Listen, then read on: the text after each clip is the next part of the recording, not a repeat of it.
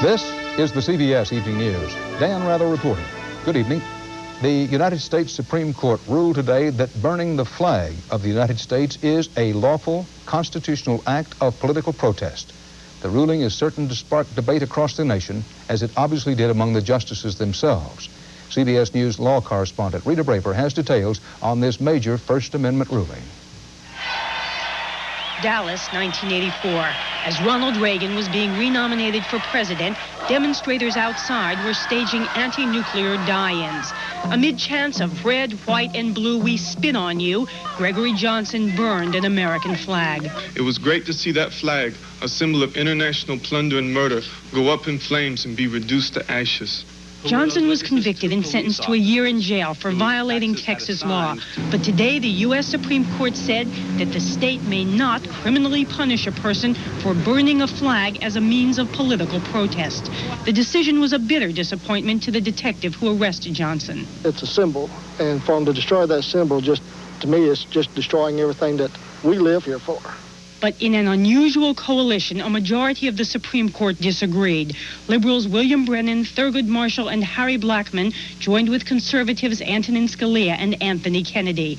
Brennan writing, "We do not consecrate the flag by punishing its desecration, for in doing so we dilute the freedom that this cherished emblem represents."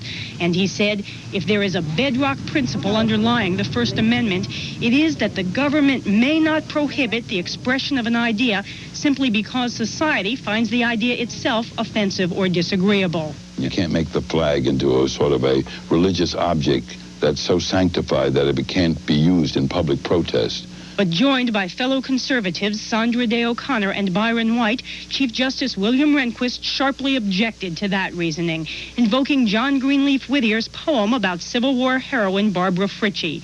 "Shoot if you must this old gray head, but spare your country's flag," she said.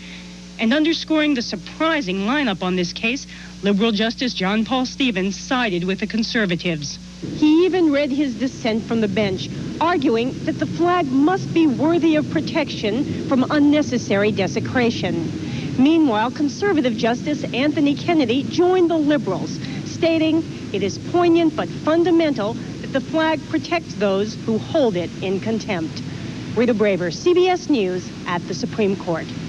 In another First Amendment ruling, the court threw out damages against a Florida newspaper that accidentally printed the name of a rape victim.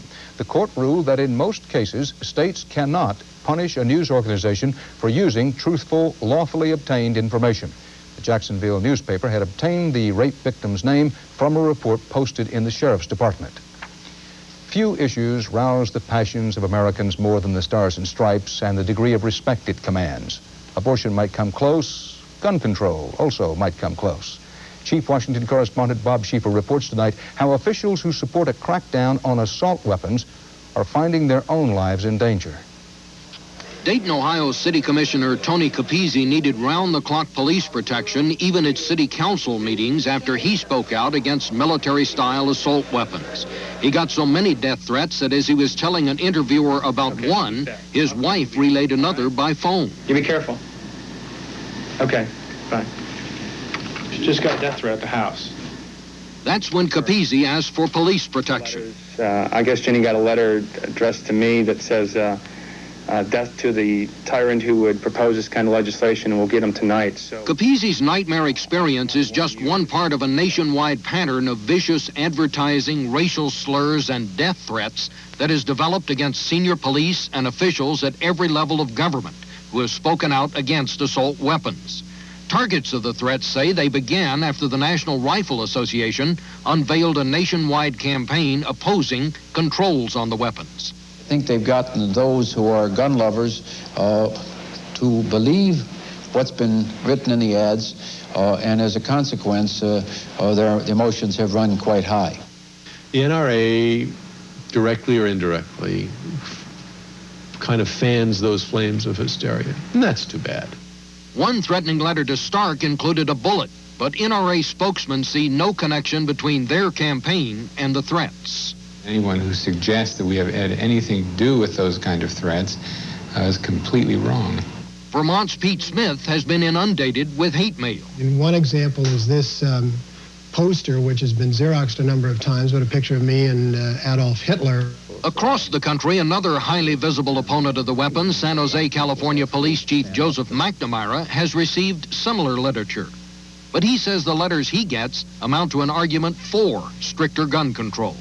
One can assume that these people are well armed. They certainly sometimes even indicate that in the letter. And there have been several with threatening connotations.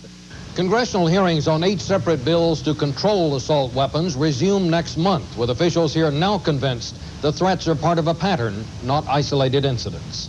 Bob Schieffer, CBS News, Capitol Hill. Some rank-and-file American citizens charged today that the FBI interfered with their freedom of speech simply because they wrote letters to certain foreign governments. Terrence Smith covered the hearing on Capitol Hill. Virginia Bernard was touched when she saw a Soviet icebreaker help free the trapped whales in Alaska last fall, so she sent a letter of appreciation to the Soviet embassy in Washington.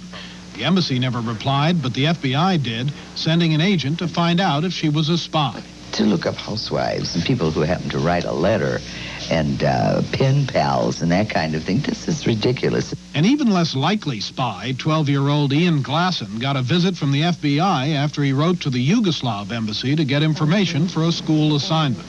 When that guy came, whatever, my dad was shaking and he was sweating and stuff like that. And when he left, he said, gosh, I was a nervous wreck. I didn't know what was going on. As part of its counterintelligence efforts, the FBI routinely monitors the mail that Americans send to communist embassies and governments and follows up to find out if sensitive information is changing hands.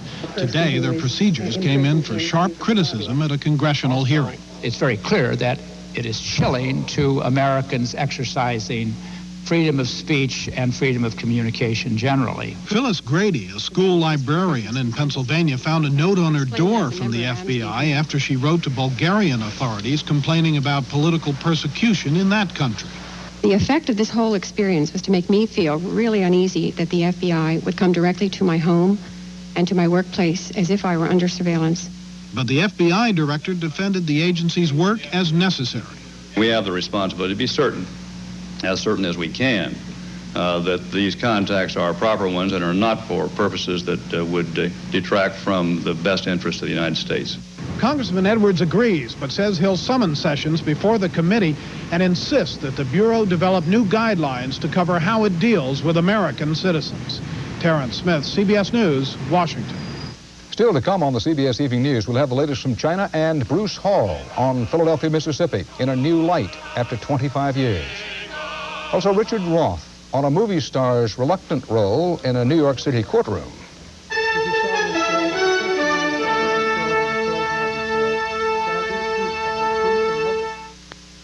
Now, new scientific tests prove Heart's Blockade Repellent gives your pet total protection against fleas and ticks, or your money back. Unsolicited, here's what some satisfied Blockade users have told us. My golden retriever suffered with fleas and ticks. Heart's Blockade solved the problem. It really works. I'm so pleased with Heart's Blockade. I have 3 dogs and 7 cats and raise basset hounds who have always had a flea problem until I use Blockade. It's terrific. Heart's Blockade, guaranteed flea and tick protection that really works. You've just been caught knocking off the Kellogg's Cracklin' Oat Bran. How do you handle the consequences? Did you eat all the Cracklin' Oat Bran? Who, me? Did you eat all the Cracklin' Oat Bran? Did you eat all the Cracklin' Oat Bran? I didn't do it. I did not do it. No, absolutely not. With the crunchy sweet taste of Kellogg's Cracklin' Oat Bran, an open box is an empty box. Good friends and good food, but my stomach aches. My party and my Lanta 2. Double strength Mylanta 2 with nearly double the acid neutralizing power of any leading regular strength brand. Because my life takes my Lanta 2. Patients come in, they don't even tell me they smoke. You know what I tell them? It's an addiction to nicotine. You need treatment. Today we can treat nicotine addiction. Patients just don't know that. It's a shame they don't come to us. See your doctor. Ignoring a plea for mercy from the United States, China today carried out the first executions in its crackdown against pro-freedom demonstrators. Secretary of State Baker said the U.S. regrets the killings, but is not planning any new action against China. John Shade in Beijing begins our report. Condemned by a Shanghai court last week, the 3 workers shot to death publicly today are only the first to die. The government claims there was a nationwide conspiracy to overthrow the communist system. The arrests, 1,600 so far, the suspect convictions, the executions, are all predicated on a piece of fiction. In the official version, friendly soldiers entered Beijing on June 3rd and were attacked by raging mobs. Of course, they reversed the sequence of that on national television. The army vehicles were burned after the army shot down people at random and after the pools of blood in the street. But they showed it that first the vehicles were attacked and then the army, having no recourse, began to use weapons, which is just the opposite of what really happened. Truth has become a rare commodity in China. No matter how eyewitnesses or foreign journalists try to preserve the truth, ultimately the people who control the Chinese television screens may prevail. If you run a good propaganda, it has to be grounded in several figments of reality. And this is grounded in some figments of reality. But then you build a layer and layer of stuff that you want to convey. Almost daily, there have been government memorial services for soldiers who died in Beijing. Further proof that the people attacked the army. Propaganda is actually believable. You know, I have witnessed all this. I watched television and it looks like maybe I didn't see it right. There is one flaw. The civilians, dead and wounded, have never been shown on state TV. Instead, 8 more people await execution in Beijing. Amidst the fiction, that is the truth. And in the city of Jinan today, another 17 were sentenced to die. John Sheehan, CBS News, Beijing. No questions. The executions came only hours after President Bush had appealed for clemency. But today at the White House, the emphasis was on the need to maintain ties with China. No plans even to register a protest. We deeply regret the fact that these executions have gone forward. Secretary of State Baker merely issued a muted complaint. There is an important relationship here which we should seek to preserve if we possibly can. But a chorus of voices is beginning to demand tougher U.S. actions. Senate Majority Leader George Mitchell called the executions a barbarous act and suggested trade sanctions. There are times when what America stands for and believes in is more important than an economic benefit to be derived from a trade relationship. Amid the outrage, Chinese leaders are almost brazen in their business-as-usual attitude. The Chinese ambassador to Washington kept an appointment made weeks ago with Senator Leahy of Vermont. Mostly I told him that if there are not changes, there could be serious and long-lasting damage to the relationships between our 2 countries. President Bush specifically opposes trade sanctions, but if public opinion shifts and the pressure to act grows, White House aides say the president may be forced to change his mind. Leslie Stahl, CBS News, the White House. Israeli warplanes struck Lebanon today for the 3rd time in a week. The U.S.-made F-14s blasted what was said to be headquarters of a radical Palestinian group in the hills south of Beirut. The guerrillas sent up a hail of anti-aircraft fire, but Israel said all its planes returned safely.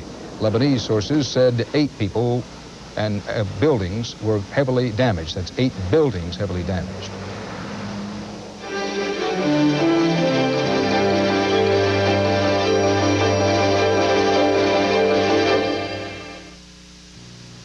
Do you like Raisin Bran? Yes, I do. Well, this is new Total Raisin Bran. It tastes just as good as your Raisin Bran. Really? But it has 4 times the vitamin nutrition. 4 times? That's... So can you think of one single reason why Total Raisin Bran shouldn't be your Raisin Bran? Well,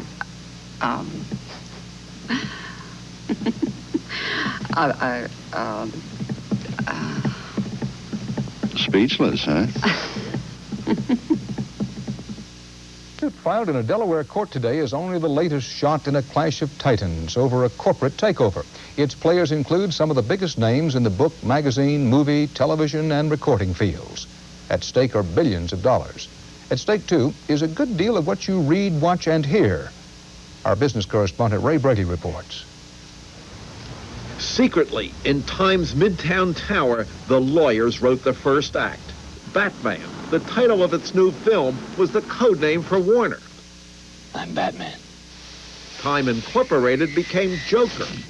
Wait till they get a load of me. But the merger they planned is turning into a battle right out of a Hollywood movie. A variety of scripts out there, but nobody knows which script the director's going to use. To media giants Time and Warner, it looked like a hit. Times magazines and cable television, including home box office, joined with Warner's movies, record, and cable systems. A dynamic duo, too big to be gobbled up by anybody else. Warner's top man, Steve Ross, applauded. He stood to gain as much as $150 million. Now enter what Time calls the villain, Martin Davis of Paramount. Davis offered $10.75 billion to buy Time and stop the merger. Under one roof, we will have Time Magazine, Sports Illustrated, People, Simon & Schuster, Prentice Hall, Paramount Pictures, Madison Square Garden, the Knicks, the Rangers, and HBO. Time struck back, saying it would go deeply into debt and spend $14 billion to acquire Warner and push Paramount out of the picture. Time's fear that Davis would break up its company.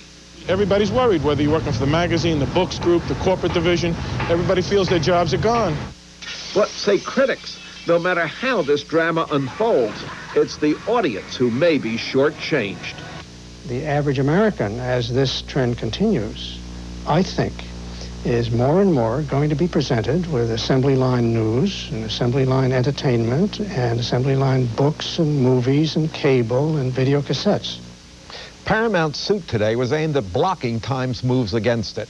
At stake, though, is what could be the world's biggest entertainment and media conglomerate. So this is one fight that will go on for months and months. Dan? Ray Brady, thanks. That wasn't an early 4th of July celebration last night in Tonawanda, New York. Acting on a tip, police found an illegal fireworks factory in a residential neighborhood. In a careful caravan, they took the volatile fireworks to an open field a few miles away. They spread out the flash powder, hoping it would just burn. Instead, it exploded, shattering windows nearby. Later, police set off the fireworks themselves.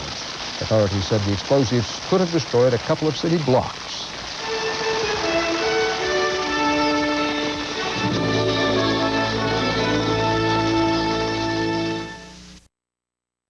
Point on the Democrats, House Republicans today asked for an ethics investigation of one of their own, Ohio's Donald Lukens. Republican leaders said the move was unprecedented. Lukens was convicted in court last month of having sexual relations with an underage girl. There was a bittersweet reunion today in the Deep South. It marked a quarter century of mourning for three fighters for civil rights, James Chaney, Andrew Goodman, Michael Schwerner. It also was a tribute to what their deaths helped achieve. Bruce Hall was there. They came by the busloads, black and white activists from the north, invited to Philadelphia, Mississippi, so the deep southern community could apologize to the families and to the nation for the brutal slaying of three civil rights workers 25 years ago today. We deeply regret what happened here 25 years ago. We wish we could undo it. We are profoundly sorry that they are gone. During that Freedom Summer of 1964, 1,000 white college students descended on Mississippi, helping blacks register to vote, focusing attention on Southern racism and the brutality of the Ku Klux Klan. Memories and emotions were rekindled by the award-winning movie Mississippi Burning, a fictionalized version of the slayings. Take it easy, we'll be all right. Sure you will, nigger lover. It was 44 days before the bodies and burned-out car were found. There was little sympathy in the white community in Philadelphia. I feel like they asked for it. They came here looking for trouble. Now Philadelphia has black police officers, integrated schools, and is trying to live down its old image of a bad, brutal, bigoted community. In 1964, it was a time of terror, fear. Now it's a city where everyone is working together. It's really amazing the change that's come about, especially since Mississippi Burning. I think people have come around to a different attitude about what happened here in 64. And with a change in attitude, the state attorney general is considering reopening the case, charging some of those involved with murder. People in Mississippi really want this thing to end. one way or the other. They either want the case to be prosecuted successfully or they want it to someone to tell them that it can't be prosecuted. But we need to heal too. It's important for our community, and because there's a lot to be done, and we just can't do it right now because this thing won't let us. It just won't let us. For those gathered here, it is an opportunity not only to admit the past, but to try to understand the idealism that led so many to put their bodies on the line in that summer of '64. Bruce Hall, CBS News, Philadelphia, Mississippi.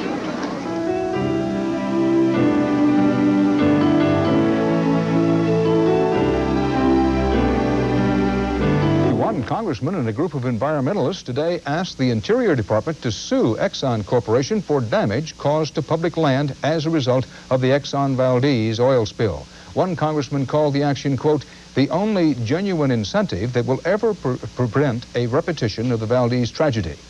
An environmentalist said, and I quote him, this is a key issue to determine if the federal government is at all serious about the environment. Now, life on the edge, confronting a harsh reality, underlies the worlds inhabited by actor William Hurt in movies like The Big Chill and Kiss of the Spider-Woman. But those worlds weren't much worse than the ordeal Hurt is going through now in a New York City court. It's a drama about love and commitment between a movie star and a ballerina. He told me that he was very much in love with me and that he wanted to have children with me, have a family with me. It's a story as old as romance and as timely as tomorrow. She knew I had no intention of marrying. But this is a real New York courtroom and a true-to-life story. A man confronted with a part of his past. A reunion, a lot like in the movies. The story goes back almost 7 years when William Hurt was filming The Big Chill, a reunion of students from the 60s facing responsibilities in the 80s. The cast was in South Carolina, where common-law marriage is recognized, and where Hurt was living out of wedlock with dancer Sandra Jennings, about to bear him a child.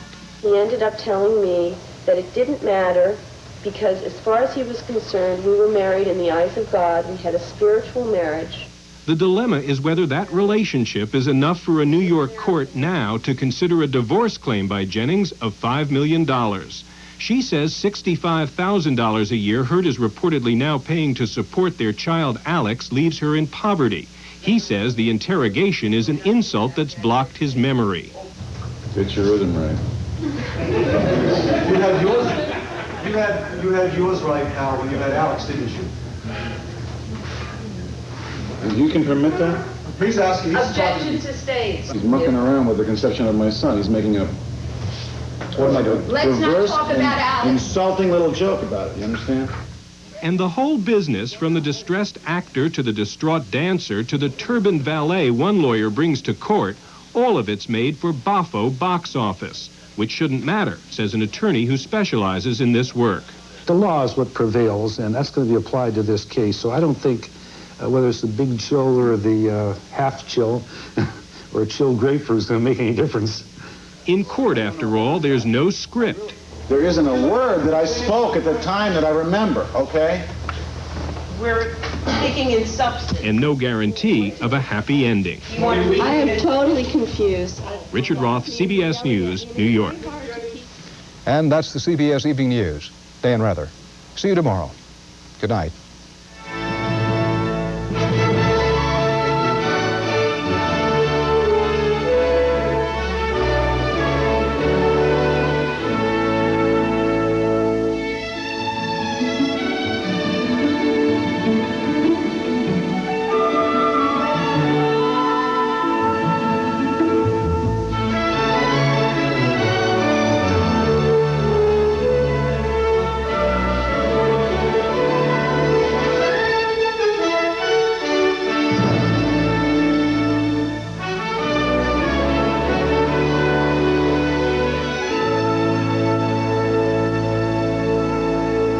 I'm Harry Smith. And I'm Kathleen Sullivan. Tomorrow we'll cover the Who's reunion tour. Also, 30-somethings Ken Olin and Patricia Wedding. Tomorrow on CBS This Morning. This is CBS.